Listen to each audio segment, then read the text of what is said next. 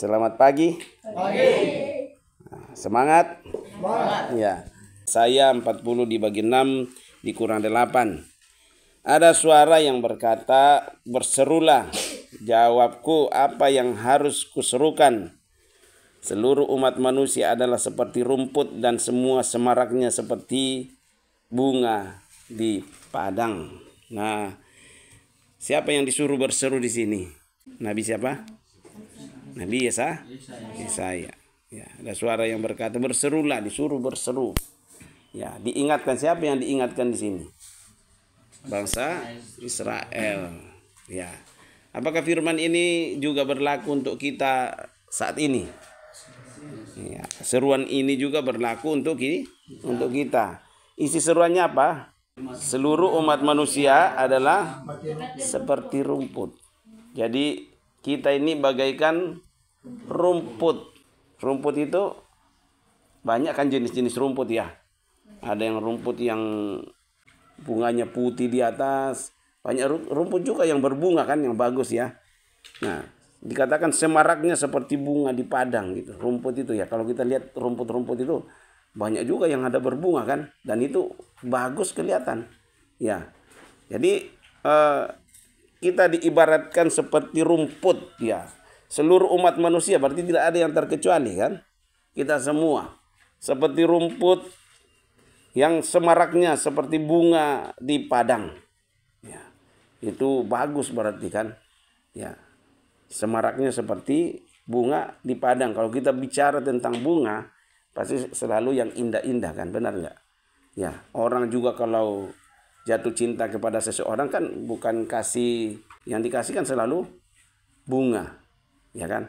Kalau orang nikah pasti banyak bunga, ya artinya apa? Sesuatu yang memberikan semarak, itu ya. Pernah nggak di pernikahan orang bawa bunga tayayam? Pasti ada bunga apa? Bunga mawar. Pokoknya kalau kita bicara tentang bunga pasti sesuatu yang indah-indah gitu ya. Menggambarkan hidup manusia itu indah. Dikatakan seluruh umat manusia adalah seperti rumput. Dan semua semaraknya seperti bunga di padang. Semarak itu keindahannya kan. Ya, seperti bunga di padang. Hanya sayangnya di ayat 7 dikatakan rumput menjadi kering. Bunga menjadi layu. Artinya apa itu? Artinya apa? Coba kalian berpikir. Artinya apa itu kan? Rumput menjadi kering, bunga menjadi layu. Dikatakan tadi di atas, manusia itu seperti rumput. Semua semaraknya seperti bunga di padang. Semarak indah, menyenangkan. Cuma di ayat 7 dikatakan rumput menjadi kering, bunga menjadi layu. Apabila Tuhan menghembuskan dengan nafasnya. Berarti di kehidupan manusia itu tidak ada yang kekal kan?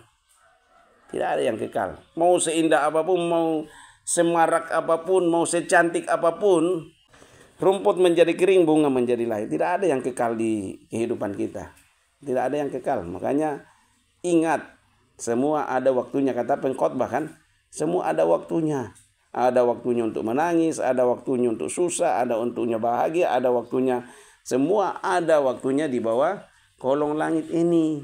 Ya, tidak ada yang kekal. Makanya jangan tergantung kepada dunia, tapi bergantunglah kepada Tuhan. Nah, rumput menjadi kering, bunga menjadi layu apabila Tuhan menghembuskan dengan nafasnya. Ya, kalau Tuhan sudah selesai, ya sudah selesai. Ya, makanya hidup kita itu harus bergantung secara total kepada Tuhan. Karena kalau kita gantungkan hidup kita kepada dunia dan Tuhan bilang selesai, bersyukur. Ya, bersyukurlah selalu dalam hidup ini. Apapun keadaan kita ya bersyukurlah. Ya. Ya, orang mungkin mukanya lebih kita pas-pasan ya, udah bersyukurlah. Ya, nggak usah kita iri sama orang kan. Bersyukur saja, syukuri hidup ini. Ya, karena semua ada waktunya. Mungkin saat ini kita masih berjuang dari bawah, tapi ada saatnya Tuhan angkat kita untuk ya menikmati damai sejahtera gitu kan. Ya, jadi semua ada waktunya. Tetap bersyukur atas keadaan kita. Nah, kalau Tuhan sudah bergerak dan katakan sudah selesai, mau di apapun, sekaya apapun Tuhan, sekaya apapun orang, kalau Tuhan sudah bilang selesai, ya sudah. Kalau jantung sudah stop berdetak, kehidupan sudah selesai, ya kan?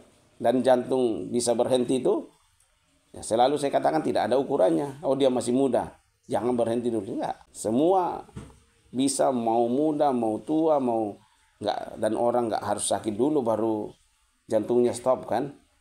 Ya, jadi apalah artinya kita mengejar duniawi, apalah artinya kita hebat secara duniawi tapi secara rohani kita tidak bisa apa-apa.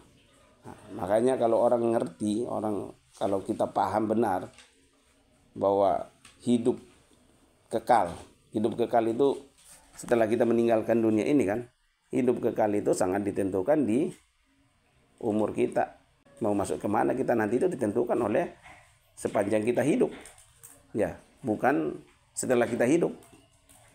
Jadi yang kita nantikan sekarang ketika Tuhan Yesus datang yang kedua kalinya bukan datang lagi untuk menyelamatkan kita. Karena itu sudah selesai. Ya, dia datang kan menghakimi. Ya, mana yang percaya, mana yang enggak percaya akan dipisahkan. Kambing dan domba itu akan dipisahkan. Ya, jadi jangan berharap Tuhan Yesus datang yang kedua kalinya untuk datang membawa pengampunan lagi, udah selesai. Kedatangannya pertama ke dalam dunia itu mendamaikan semua kan. Dan dikatakan selesai di atas kayu salib. Dia pergi untuk menyediakan tempat bagi kita semua dan dia kembali untuk menjemput orang-orang yang ya sepanjang hidupnya turut sama Tuhan. Nah itu yang menentukan nanti kan. Jadi ya istilah yang baik dalam hidup kita kan. Ya, janganlah mengejar. Ya kita di dunia memang kita butuh. Ya, tapi bukan itu yang utama kan. Ya kalau kita pahami yang menentukan itu, ya pasti kita tidak akan main-main dengan kerohanian kita kan. Ya, nggak akan main-main karena itu sangat menentukan hidup selanjutnya, ya kan. Hidup selanjutnya. Nah, dikatakan di situ, sesungguhnya lah bangsa itu seperti rumput. Nah, itu ibaratkan juga Israel itu seperti rumput. Ya, semua manusia itu seperti rumput kan. Rumput menjadi kering, bunga menjadi layu. Tapi ingat satu itu, koma tadi. Tetapi firman Allah kita tetap untuk selama-lamanya. Bunga ada saatnya. Semua ada saatnya di dunia ini. Manusia pun ada waktunya kan. Tidak ada manusia yang seumur. Apakah Adam masih ada sampai sekarang? Nggak ada kan. Semua selesai. Ya kita pun nanti akan selesai kan. Cuma kan kita nggak tahu kapan waktunya. Tapi semua yang ada di dunia ini pasti akan selesai. Ya binatang, manusia, dan lain sebagainya ya akan selesai semua. Tapi firman Tuhan tetap untuk selama-lamanya. Apa yang Tuhan katakan kepada Adam tetap sampai akhir dunia nanti. Firman Tuhan tidak akan pernah berubah. Kalau firman Tuhan katakan hormatilah orang tuamu, itu akan terjadi sampai seterusnya kan. Ya, orang yang menghormati orang tuanya akan umurnya panjang, pasti itu kan terjadi. Ya, jadi diberkati dan lain sebagainya. Itu pasti akan terjadi, nggak mungkin berubah. Ya, jadi dikatakan, tetapi firman Allah kita tetap untuk selama-lamanya. Jadi di dunia ini semua ada masanya. Ya, semua ada waktunya selesai. Ya, tapi firman Tuhan tetap kekal untuk selama-lamanya. Jadi Alkitab itulah pegangan kita. Kembali yang dikatakan kemarin, hamba Tuhan yang khotbah hari Minggu, orang serusak apapun ketika firman Tuhan bicara, dia bisa berubah. Bagi Tuhan tidak ada yang mustahil. Nah, kita bersyukur bisa baca firman Tuhan tiap hari 5 pasal. Ya, harusnya hidup kita berubah seperti orang yang narkoba, otak sudah rusak, dokter sudah angkat tangan semua. Tapi dia Tuhan bisa ubahkan jadi pengusaha hebat. Ya. Nah ini kita lihat kisah-kisah di dalam Alkitab, apa yang tidak bisa dilakukan Tuhan kan? Orang gila pun bisa jadi penginjil. Ya, orang yang gila digerasa dikatakan diikat, tidak ada lagi yang bisa nangani. Tapi ketika dia berjumpa dengan Yesus, dia berubah dan dia bisa menyaksikan apa yang dia alami dan banyak orang bertobat, banyak orang datang kepada Kristus. Harusnya hidup kita juga seperti itu kan. Lewat perubahan yang kita alami, yang saya katakan di awal-awal angkatannya Anto itu, banyak kesaksian-kesaksian yang terjadi ketika mereka ibadah, mereka kirim YouTube itu, mereka nonton sama-sama orang tuanya. Seperti orang tuanya Brian yang tadinya tidak pernah injak gereja, melihat anaknya begitu luar biasa berubah, orang tuanya pergi gereja. Nah, saya katakan iblis itu tidak senang melihat Orang yang tadinya dipegang diambil kan. Ya, itu akan terjadi peperangan. Jadi makanya ketika kita percaya Yesus bukan selesai, justru baru mulai berjuang, dan setan tidak akan tinggal diam di situ. Dia akan masuk merongrong, menghancurkan semua. Ya, entah semua cara tuh setan bisa pakai untuk menghancurkan. Dan itu hasilnya kembali seperti itu. Ya. Nah, semoga firman yang benih yang tertanam itu bisa tumbuh lagi. Jadi kembali ke diri kita. Yang saya katakan, kamu sudah berubah di sini, keluar dari sini, harusnya tetap berubah. Ya, yang tadinya merokok masuk di sini berubah karena kamu baca firman Tuhan, bukan karena aturan ya. Kamu baca firman Tuhan, kamu mengalami perubahan, keluar dari sini, harusnya kamu jadi berkat bagi banyak orang, menjadi saksi. Saya dulu perokok berat, tapi sekarang saya nggak merokok. Ya, karena apa? Karena firman Tuhan mengatakan tubuhmu adalah bait Allah. Ya, kamu jadi saksi dan orang juga berubah gitu. Nah, bukankah firman Tuhan katakan seisi surga itu bersorak-sorai karena kamu bisa menyelamatkan orang lain. Nah, itu yang harus kita bangun. Ya, itu yang harus kita bangun. Nah, jadi kembali, orang-orang muda menjadi lesu dan teruna-teruna jatuh tersandung, tetapi orang-orang, nah ini garis bawah itu ya, tetapi orang-orang yang menanti-nantikan Tuhan, artinya selalu berjalan bersama dengan Tuhan. Orang yang selalu menanti-nantikan Tuhan mendapat kekuatan baru. Kekuatannya dari mana? Dari Tuhan. Ini diumpamakan bukan seperti rumput lagi, bukan seperti bunga lagi, tapi dikatakan mereka seumpama raja wali yang naik terbang dengan kekuatan sayapnya, mereka berlari dan tidak menjadi lesu. Ya, orang yang mengandalkan Tuhan dalam situasi apapun, dalam keadaan apapun, dia itu seperti raja wali. Raja wali itu takut badai enggak? Raja wali itu tidak pernah takut badai. Semakin tinggi, semakin badainya, semakin putar, justru dia mendapat makanan yang diputar dari bawah naik ke atas. Disitulah panen raja wali di tengah badai. Ya. Nah, kadang kita nggak ngerti di tengah masalah yang kita hadapi, Tuhan sedang merancangkan sesuatu yang indah, tapi kita menyerah biasanya. Ya, kita menyerah di situ. Kita sama seperti ini ya. Ban itu tidak akan kuat kalau tidak dipres. Anggur itu tidak akan menghasilkan anggur yang bagus kalau tidak dipres. Ya. Emas itu kalau tidak dibakar sampai suhu tertinggi itu tidak akan menjadi emas murni yang harganya mahal. Ya. Sama dengan kita. Bagaimana dengan proses kita? Orang yang tidak mau diproses, orang yang tidak mau mengalami proses, tidak akan tahan menghadapi tantangan, masalah. Ya. Mungkin kamu di sini dengar suara yang keras, besok kamu masuk kerja dengar, wah, udah biasa. Ya, jadi seperti raja wali, ya, justru di tengah badai gitu tuh, menikmati makanan. Kadang kita di dalam tekanan kita melihat, oh, Tuhan itu luar biasa. Ya, tapi kalau kita nggak mau dibentuk, ya kita seperti rumput. Ya, seperti yang membangun rumahnya, ada yang dari bahannya dari kayu, dari jerami, ada dari perak, ada yang dari emas. Ya, beda-beda kualitasnya kan. Ya, jangan kita seperti orang yang membangun. Coba kamu ke pantai, bangun rumah yang sudah bagus di pantai.